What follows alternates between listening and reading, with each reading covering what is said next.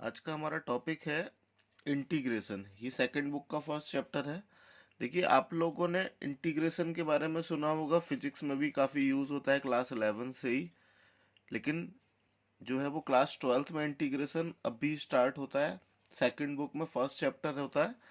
अब इंटीग्रेशन होता क्या है बेसिकली? इंटीग्रेशन भी जो है वो एक कैलकुलस का ही पार्ट है।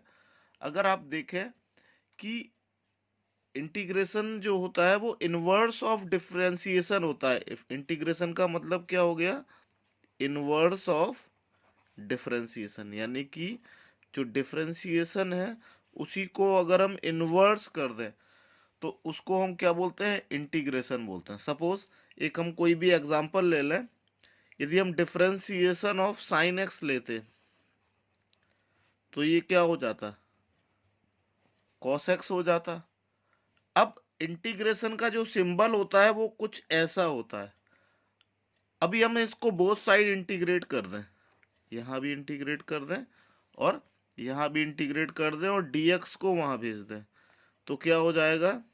d into sine x is equals to cos X D x.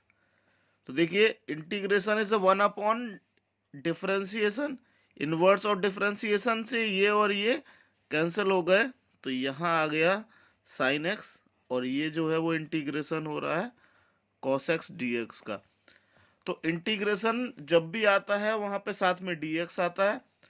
यहाँ पर cos x dx का इंटीग्रेशन हो गया sin x। यहाँ पर एक चीज और हम लिखते हैं, प्लस कांस्टेंट c लिख देते हैं। कांस्टेंट क्यों लिखते हैं? सपोज हम डिफरेंशिएशन पे फिर वापस आए। सपोज हम कोई भी एक डिफरेंशिएशन करते हैं। सपोज हमने डिफरेंशिएशन किया 4x प्लस 5 का, ठीक है। इसको अगर हमने डिफरेंशिएट करा होता तो देखिए 4x का तो डिफरेंशिएशन 4 आ जाता, प्लस 5 कैसा है आपका कांस्टेंट, इसका डिफरेंशिएशन क्या हो जाता? 0। यानी कि हर डिफरेंशिएशन में एक कांस्टेंट जरूर होता होगा या नहीं भी होता होगा, लेकिन उसका इंटीग्रेट अगर हम करेंगे तो उसका इनवर्स होगा। तो ये इस कांस्टेंट की एक एग्जिस्टेंस हो सकती है। तो ये हम मान के चलते हैं कि हर इंटीग्रेशन में एक कांस्टेंट रहता है। तो जब भी कोई भी इंटीग्रेशन की वैल्यू हम निकालते हैं या कोई भी इंटीग्रेशन निकालते हैं तो उसके आंसर में प्लस सी हम जरूर रखते हैं। चलिए हम फॉर्मूलेस पे देख लें। तो सबसे पहला फॉर्मूला अगर हम देखें तो इंटीग्रेशन ऑफ साइन एक्स जो हो गया वो आपका माइनस कॉस एक्स हो गया। जैसे ये निकाल ले, हम बाकी के भी और निकाल सकते थे, ये मैंने डायरेक्ट निकाल के आपको दिखा दिए। तो इंटीग्रेशन ऑफ साइन एक्स क्या हो गया आपका? कॉस एक्स हो गया। Integration of sine x is minus cos x plus C. अब अगर हम बात करें कॉस एक्स का तो इंटीग्रेशन ऑफ कॉस एक्स जो होगा वो साइन एक्स हो जाएगा, प्लस सी तो लगेगा ही। Integration of e to the power x जो होगा वो e to the power x का डिफरेंशिएशन भी e to the power x होता है, तो इसका इंटीग्रेशन भी e to the power x ही होगा। Integration of a to the power x जो होगा वो होगा a to the power x log a, और इसका जो बेस होगा वो ई बेस होगा प्लस सी। नेक्स्ट है आपका फिफ्थ वाला, integration of x to the power N dx। यानी कि अगर हम एक्स स्क्वायर का इंटीग्रेशन लगाना है तो क्या हो जाएगा? Integration of x to the power N plus one upon N plus one. यानी कि एक्स स्क्वायर का अगर निकालें तो एक्स टू, यदि हम देखें एक्स स्क्वायर का निकालें तो एक्स स्क्वायर का इंटीग्रेशन क्या हो जाएगा? 2 + 1 अपॉन, तो ये क्या हो जाएगा आपका? X cube upon 3। तो ये इस तरीके से ये एक मेन फॉर्मूला भी होता है, integration of x to the power n. अब integration of sec square x जो होता है वो 10x प्लस सी होता है। अगर हम integration of sec x 10x देखें तो ये सेक एक्स प्लस सी होता है। अब integration of cosec square x जो होता है वो माइनस कॉट एक्स प्लस सी होता है। अगर हम देखें कॉसेक एक्स कॉट एक्स का इंटीग्रेशन देखें तो ये माइनस कॉसेक एक्स प्लस सी होता है। इसी में आगे अगर हम देखें तो इंटीग्रेशन ऑफ 1/√1 - x² जो होता है वो साइन इनवर्स एक्स का होता है फॉर्मूला। तो ये साइन इनवर्स एक्स का इंटीग्रेशन होता है। यदि इसी में अगर हम माइनस कर दें ऊपर वाले में ही तो ये जो हो जाता है वो integration of cos inverse x हो जाता है। इंटीग्रेशन ऑफ 1/1 + x² जो होता है वो टेन इनवर्स एक्स का इंटीग्रेशन होता है। इंटीग्रेशन ऑफ -1/1 + x², यदि इसी 10 में ही माइनस अगर कर दें तो ये कॉट इनवर्स x का फॉर्मूला बन जाता है। और इंटीग्रेशन ऑफ 1/x x² - 1 जो होता है वो आपका सेक इनवर्स x का इसका इंटीग्रेशन सेक इनवर्स x होता है।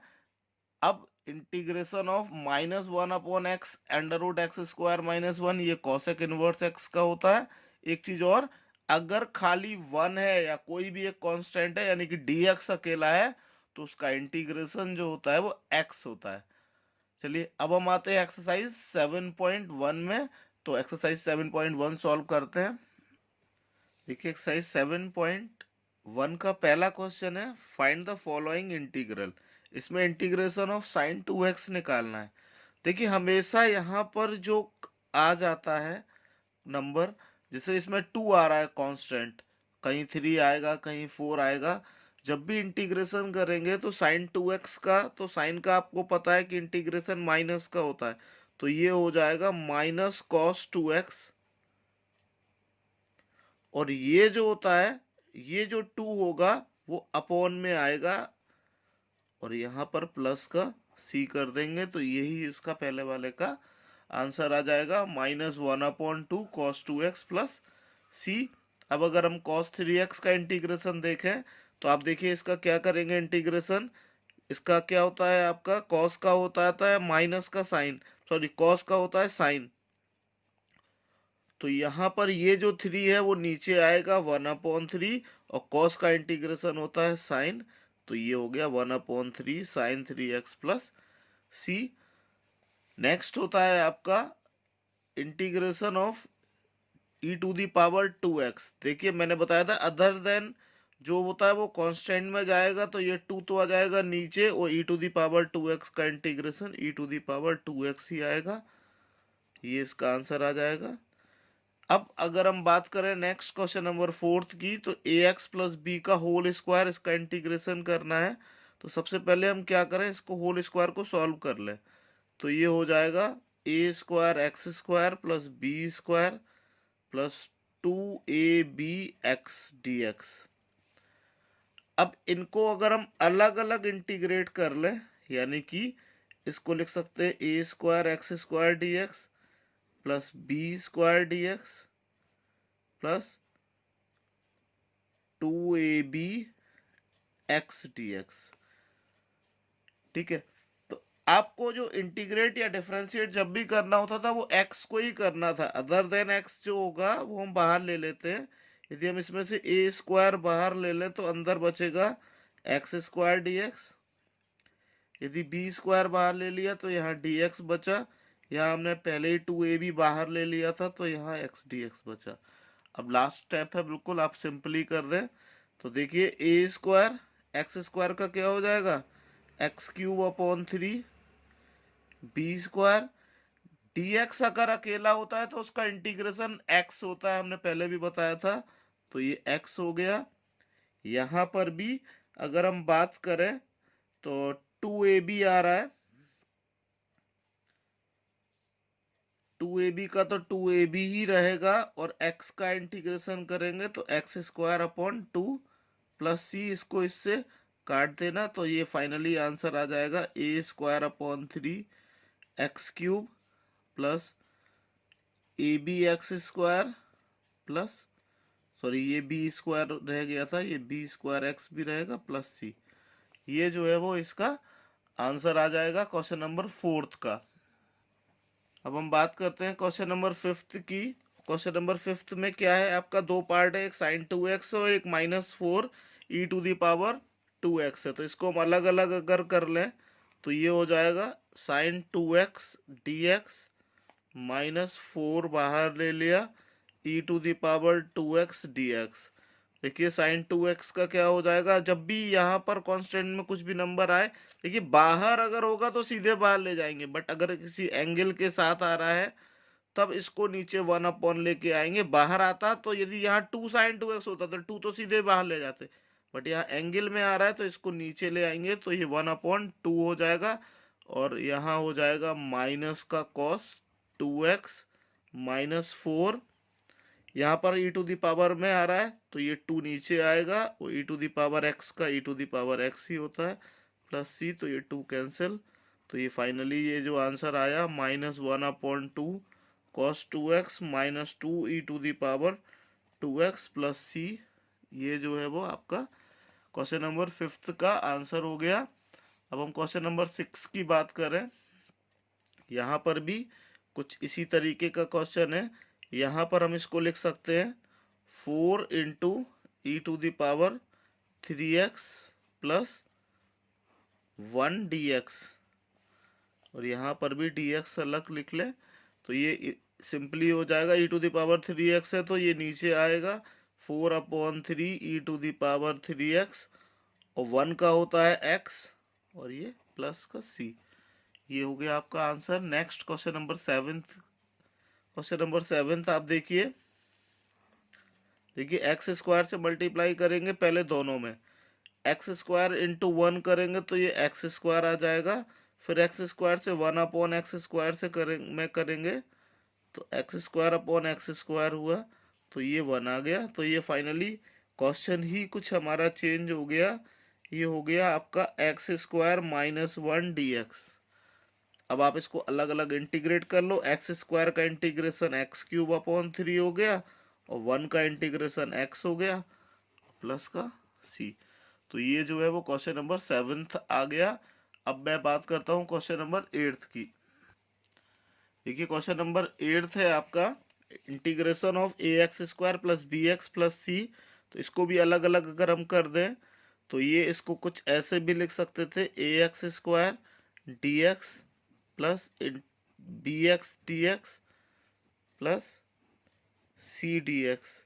तो देखिए ax² का तो हो गया ax³ अपॉन 3, इसका हो गया आपका b तो बाहर आ गया x² अपॉन 2 और प्लस cx प्लस c। बहुत सिंपल है। नेक्स्ट है आपका क्वेश्चन नंबर 9 है आपका 2x² plus e to the power x। तो अब आप इसको अलग अलग अगर हम कर दें तो 2 का तो 2 बाहर रहा, x² का हो गया x³ अपॉन 3 और e to the power x का integration e to the power x ही रहता है और प्लस c। बिल्कुल सिंपल क्वेश्चन था ये। क्वेश्चन नंबर 10 देखते हैं। क्वेश्चन नंबर 10 है आपका रूट एक्स माइनस 1/√x का होल स्क्वायर। पहले इसका होल स्क्वायर को हम सॉल्व कर लेते हैं। यहाँ a माइनस बी का होल स्क्वायर का फॉर्मूला लगेगा, दैट इज a² यानी कि √x का स्क्वायर प्लस 1/√x का square minus 2 into √x into 1/√x, और यहाँ dx है तो ये हो जाएगा आपका √x का स्क्वायर हो गया x² plus 1/x, sorry √x का हो गया x और ये इसका √x का फिर से x प्लस 1/x और ये कैंसिल हो गया -2 dx। ठीक है, तो अब आप क्या कर सकते हैं, x का हो जाएगा x²/2। देखिए 1/x जो होता है वो log x का इंटीग्रेशन होता है, इसका हाँ 1/x का इंटीग्रेशन होता है log x। ये आप मेन फॉर्मूले में मैं लिखना भूल गया था तो आप इसको लिख लीजिएगा 1/x जो होता है, क्योंकि log x का डिफरेंशिएशन 1/x होता है तो उसका अगर इन्वर्स करें तो 1/x का इंटीग्रेशन log x आएगा और माइनस ये जो हो जाएगा वो 2 का इंटीग्रेशन करेंगे तो 2x हो गया प्लस का c। ये हो गया आपका क्वेश्चन नंबर 11। चलिए हम देख लेते हैं क्वेश्चन नंबर 12 को। क्वेश्चन नंबर 12 है x³ प्लस 5x² माइनस 4/4 और ओवरऑल अपॉन x²।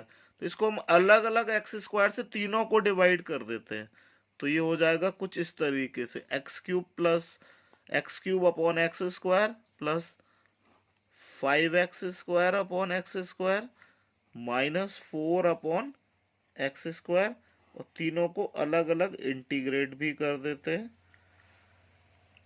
तो क्या हो जाएगा आपका x² से x³ का कैंसिल होगा तो x बचेगा, यहाँ पर बचेगा x dx, यहाँ पर तो ये कैंसिल ही हो गया 5 बाहर ले लिया तो ये 5 dx बचा, और ये जो हो जाएगा 4 इंटू अपॉन एक्स स्क्वायर है, ऊपर जाएगा x⁻⁻² आ जाएगा, और इसको अगर हम इंटीग्रेट करें तो ये हो जाएगा x² अपॉन 2 प्लस 5 dx का x हो गया -4। अब x⁻⁻² का करेंगे तो 4 तो ये वाला 4 तो हमने बाहर ले ही लिया, x⁻⁻² plus 1 upon x⁻⁻² plus 1। इसको थोड़ा सा और सॉल्व कर लेंगे, -4 x⁻⁻1 अपॉन -1, ये माइनस माइनस प्लस हो जाएगा, तो ये हो जाएगा x² upon 2 plus 5x plus 4, और ये x⁻⁻1 का मतलब है 1/x, तो प्लस 4/x प्लस c। तो ये जो है वो क्वेश्चन नंबर 11 तक के इस वीडियो में हो गए। नेक्स्ट वीडियो में मैं बाकी के क्वेश्चन नंबर 12 से स्टार्ट करा के फिनिश कराऊंगा। तो अगर वीडियो अच्छी लग रही है, क्वेश्चंस के कंसेप्ट क्लियर आ रहे हैं, तो आप उसको वीडियो को लाइक एंड शेयर करें। अगर कुछ प्रॉब्लम आ रही है तो कमेंट में ज़रूर लिखें।